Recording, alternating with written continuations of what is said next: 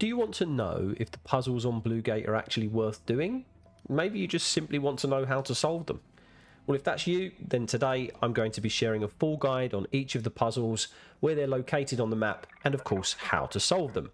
But before we jump into the guide, welcome to the channel. If you're new around here, my name is Dan and I create Ark Raiders content ranging from trials and loot guides to patch notes, news updates and more. So if this sounds like something you need, then please consider subscribing to the channel for all future content, and remember to smash that like button if you do enjoy the video. So there's a total of 4 puzzles on this map, each of which have a varied level of rewards associated with them, and of course varying levels of time commitment and difficulty too. I'll put a map on screen of the 4 areas we're going to cover, and we'll start off with the easiest and work our way up to the most difficult. But of course, there will be timestamps in the description for you to jump around the video as you see fit. So first then, it's the Ark Deforester Husk puzzle, and this one is really simple. You need 2 Ark power cells to complete it, so either bring these into the raid with you or just kill a few flying Ark nearby to loot them. Firstly, walk up to the panel that has sparks coming from it. This will trigger a possible interaction option as long as you have the power cell, of course, and the machine will then activate. In turn, a set of flames will come alive, which we need to time a dodge roll through, and then once through, at the end of the machine, you can insert the second power cell. This will then activate the final stage and change the flames' behaviour.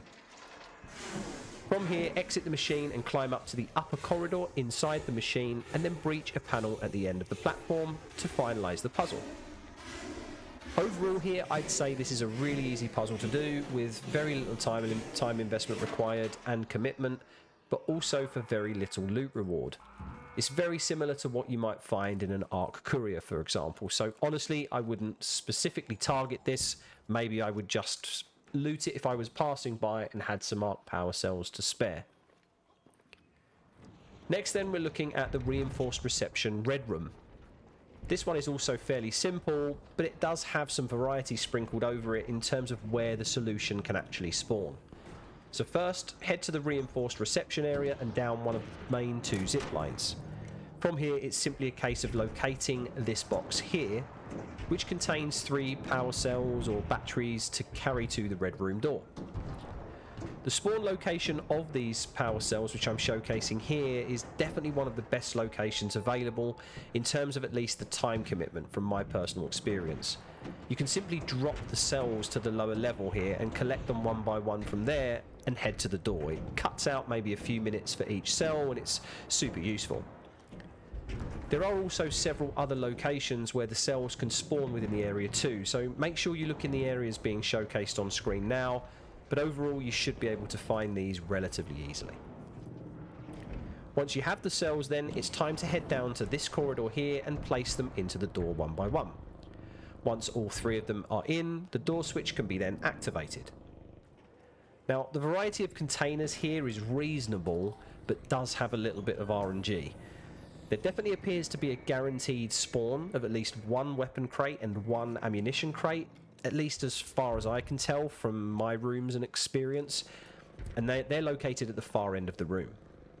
There's also a variety of lockers, breachable electrical boxes, and cabinet drawers to loot, but again, this is where RNG plays a little bit against us sometimes, because the cabinets sometimes don't spawn as much, there's less drawers to open overall, and sometimes there's some loose items scattered around, but again, these can be a little bit less value than other times.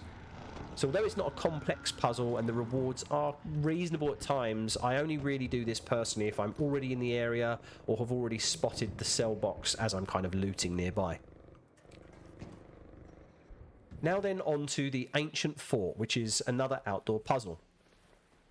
This is actually highlighted as a medium loot area with 3 different fuse boxes located on the exterior and interior of the fort. Here is the main door that we're going to be opening though, which is automatically triggered once the final fuse or cell is placed in its place. So the best strategy here then is to head to all of the areas shown on screen on this map and look for a cell. It's exactly the same design as the Stella Montis ones, which open up various doors to the lobby area. They can be a little bit elusive, but generally I tend to find these cells are located on these black pallets, which are scattered all around the outskirts of the fort, but definitely the map is by far the best reference point to start. If you need help identifying where to place the cells around the fort too, you can follow the black cables placed in the area to lead back to where the cell needs to go. Once all cells are placed, you should hear this noise and the door becomes unlocked. Just simply head to the ladder and collect the spoils below. Overall here then, the loot can be good, but it's questionable whether it's worth the time investment because, as mentioned earlier, sometimes the cells can be super tricky to find. But once you've done this a couple of times solo, or even if you run trios, duos commonly to do this together with a teammate, I do like this spot for finding higher tier loot and blueprints respectively from time to time. Plus it can be a little bit of a change of pace if you need something maybe a bit slower and a bit more relaxing in terms of overall gameplay. Finally then, we're going to be covering the Raiders Refuge, which is by far the most difficult and timely of the puzzles on Bluegate. This puzzle is really difficult for a number of reasons really, not just for the puzzle itself because that's fairly straightforward, but the possible arc which can spawn in the area too. The aim is to trigger 4 buttons to open up the loot hatch as shown here. And I'm personally aware of approximately 20 different spawn locations for the buttons, maybe even more. And again, much like the ancient fort, some are a lot easier to notice than others. First, let's talk about the arc threats in the area though, because there is a bombardier spawn in this location and the spotters can be super annoying, especially when you have to go into the open roof areas to find some of the button spawns. There's also other various flying arc in the area, including a rocketeer that can patrol across this area, so do bear this in mind while you're here. For the buttons themselves though, I'm going to hopefully be able to put either some still images or screenshots on screen to highlight where to look. So looking at the side of the church from this angle where the hatch is, there is 4 different button spawns on the floor, including one which can spawn just above the satellite dish. To get there, climb the main ladder and drop down slowly to reach it, but the other 3 on the ground floor should be fairly easy to spot. Moving around to the southern entrance now, there can also be one found on the metal air vents. You'll just need to get onto the roof and jump over for this one, so that's also fairly straightforward. There can also be 2 spawns on the western side of the church, hidden amongst the debris next to the doorway or along the wall. There's also a spawn inside the church itself, which is just behind the white metal box in the main area of the church. Onto the roof area next then, there are 3 possible locations here, one underneath the floorboards, one behind the chair and one behind the chest of drawers. Looking through to the interior of the roof beams, there can now be various button spawns on the small stone ledges, as well as one being able to spawn just underneath the support beams on the south side of the roof shown here. In order to reach those stone ledges, you can utilise the zip line, which does take you up to the roof in the first place. You just have to hop off or jump off mid-zip to be able to reach them. If you're still looking for more buttons at this stage, then you need to check the 3 outer buildings which surround the church. The first one with the zip line attached can have a spawn right next to the chest of drawers, so that's quite an easy one to spot and also an easy check. The small 2-tiered stone building to the east can have a button spawned by the chair on the lower level, and finally there can be 2 buttons which spawn in the ruined building with the cage attached to the side of it. One button can be found under the floorboards and another can be found amongst the boxes by the cage outside. The other one I'm also aware of is there's one in the small underground area which is accessible by ladder here.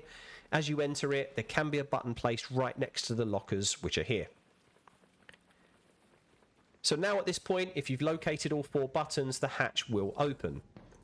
And is it all worth it really? Well, given the area is a medium tier loot area and the fact that this is technically behind a locked door, I would say it's had the best results for me personally from all of these puzzles.